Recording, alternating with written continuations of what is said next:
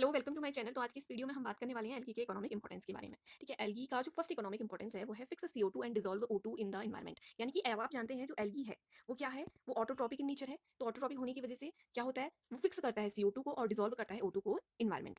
Second इसका economic important है as a food. हम एल्गी को, बहुत सारी एल्गी ऐसी है जिनको हम एज अ फूड यूज करते हैं, जैसे पोरफायरा, लेमिनेरिया और सार्गासम। जो ये एल्गी है इनको हम एज अ फूड यूज करते हैं। एनसीईआरटी में आपके ये 3 एग्जांपल दिए हुए हैं, इसलिए मैं इन 3 एग्जांपल्स को बता रही हूँ यहाँ पे। ठीक है, ये आपका टोटली आपका जो नोट्स हैं ये एनसीईआरटी बेस्ड है। ठीक है ना, तो इसको आप ध्यान में रखना।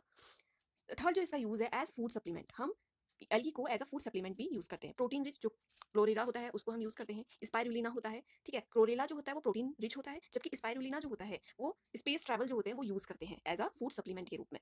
इसका फोर्थ यूज जो है वो एज हाइड्रोकोलाइट्स। हाइड्रोकोलाइट्स क्या होता है, जिसमें वाटर को होल्ड करने की क्या होती है, वाटर जो होल्ड कर सकता है, ऐसे सब्सटेंस को हम बोलते हैं हाइड्रोकोलाइट्स। तो एल्गी में इसका एग्जांपल है एल्जिन, जो कि एक क्या है, ब्राउन एल्गी है, और कैराजीन जो कि एक रेड एल्गी है। तो एल्जिन और कैराजीन, कैराजीन जो है वो एज अ हाइड्रोकोलाइट सब्सटेंस के रूप में यूज किए जाते हैं, जो क्या करते हैं, वाटर को होल्ड कर सकते हैं। तो जो एल्जिन है वो ब्राउन एल्गी है और कैराजीन जो है वो रेड एल्गी है। नेक्स्ट इसका जो इकोनॉमिक इंपॉर्टेंस है वो है इन इंडस्ट्री। इंडस्ट्री में भी हम एल्गी का यूज करते हैं। एगार ऑब्टेन फ्रॉम जिलेडिनियम एंड ग्लेसेरिया। ठीक है, तो जो जिलेडिनियम और ग्लेसेरिया है उससे क्या होता है, एगार का फॉर्मेशन होता है।